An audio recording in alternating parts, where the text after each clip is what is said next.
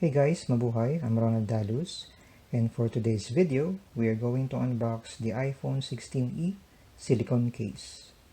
And just to let you know, I was able to buy this sa Shopee sa Beyond the Box. And without further ado, before natin siya i-unbox or i-open, check natin yung box niya. So as you can see here sa harap, so ito yung design niya. And then yung color that we have is the lake green. Check natin dito sa side.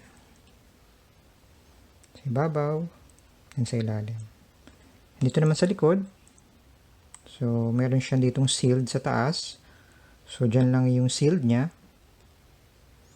And then ito yung price niya. Nakalagay dyan, lake green.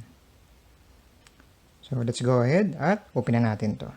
So, upon opening the box, so ito na mismo yung silicone case. So, ngayon naman, check na natin siya. So, as you can see, ito yung cutout for the camera. So, medyo malaki siya.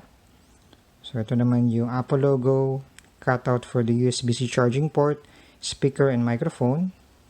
Then, dito naman yung power button. Then, dito naman yung action button, volume control button.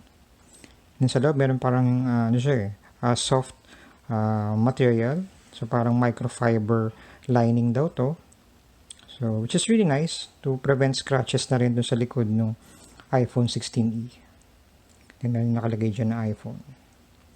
So, let's go ahead at lagay na natin siya dun sa iPhone 16e.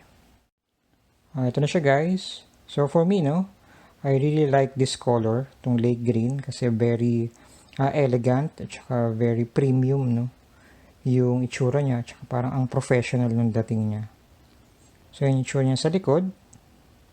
Then ito, maayos naman yung cutout niya, Malaki naman yung cutout niya for the camera. Maayos din naman yung cutout niya for the USB-C charging port, speaker, at saka microphone. Then ito naman yung for the power button, action button, volume control button. So, sa harap, ito yung itsura niya. So, very light, At saka very slim lang din yung, yung silicone case. So, hindi siya nag-a-add ng bulk or kapal mismo dito sa iPhone 16e, which is really nice. So, again, if you're interested to buy this silicone case, leave ko na lang sa description below kung saan store ko siya nabili at kung magkano. Anyways, I hope you like this video. Thank you for watching. Stay safe and have a good one.